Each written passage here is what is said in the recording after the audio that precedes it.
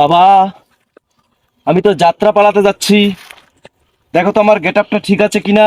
বাজান guitar setup তো ঠিকই আছে, তা তুমি কি পাঠ করবা?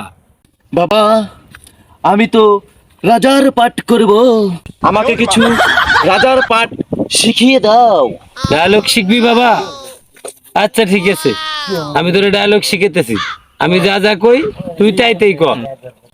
বাড়ির যেদিকে তাকাই শুধু ঘোর অন্ধকার দেখি।